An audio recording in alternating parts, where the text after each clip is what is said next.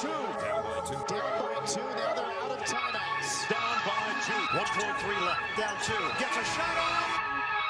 Down by two.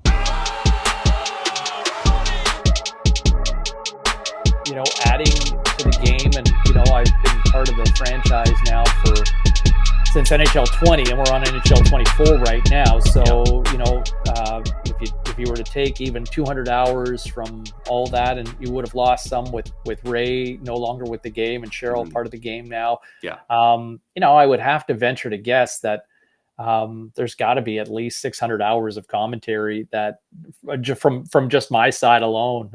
Yeah. You know, we don't have the Snoop Dogg stuff anymore. That was, oh my God, to fly down to, you know, they flew me down to LA for 2 days to work with Snoop. And that was just amazing. It was amazing. Like we flew down. It was in the middle of the NBA finals in 2019 when the Raptors and the Golden State Warriors were going at it. And so there was some friendly trash talk going on. And, you know, he was all about California love.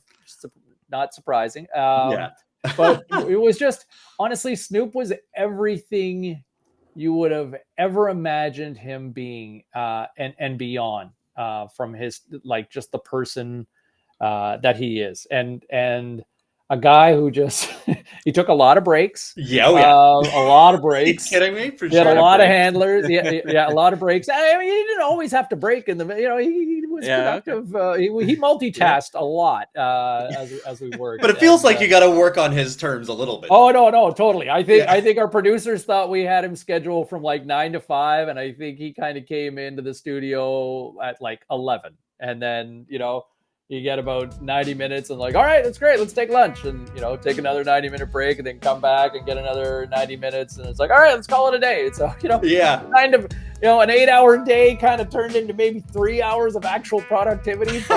But, you know, I wasn't the one who was trying to wrangle. I mean, I was just, and I use this term lightly, talent. And so, but to sit there and listen in between takes and tell stories. I mean, that guy, in so many ways, look, he is an incredibly savvy and successful business person. I mean, his business smarts, he is sharp as a tack. You know, a guy who obviously loves his cannabis, but man, highly functioning and just is just on it and so quick-witted. And, you know, all these handlers who are just helping manage this empire, like his facility, his production studio facility was almost like half a city block.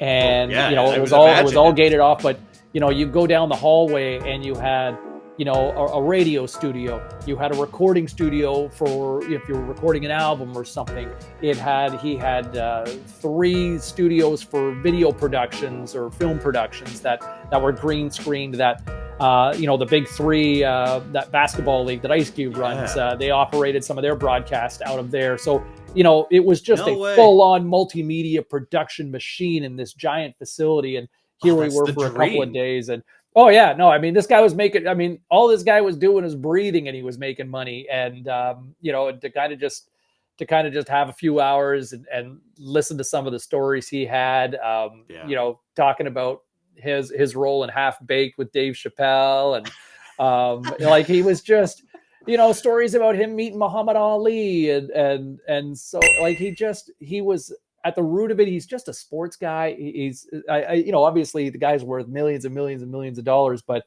I think he's a guy just like all of us, in the sense that he's a huge sports fan. You know, I had kind of shared it. I was like, man, I was a huge, you know, I started watching basketball because of Kareem, and he just all of a sudden said, he's like, are you serious? He goes, I'm going to show you something later.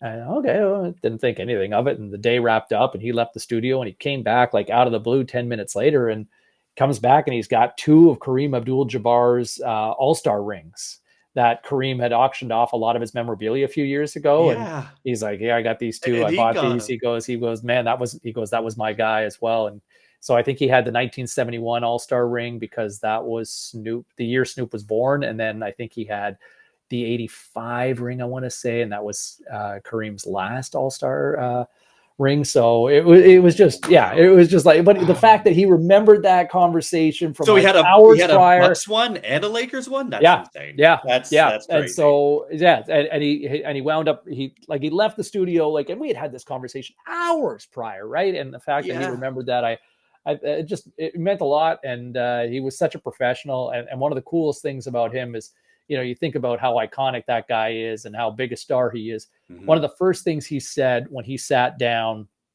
with our team, and it was, there were 2 producers, an associate producer with us for our team, and then there was kind of a multimedia team just kind of filming some of the footage behind the scenes, and then there was the audio engineer, and then there was Snoop and I. Mm-hmm. And so Snoop comes into the studio, he sat down, and the first thing he said to the producers was, "Listen, guys, I am not above being told what to do. The better I sound, the better the game is, the better the game is, the better I look. So you tell me what you need, and I'm happy to help you out and get you what you need." And I thought that was so cool for a guy that big, that successful, and still willing to be a team player.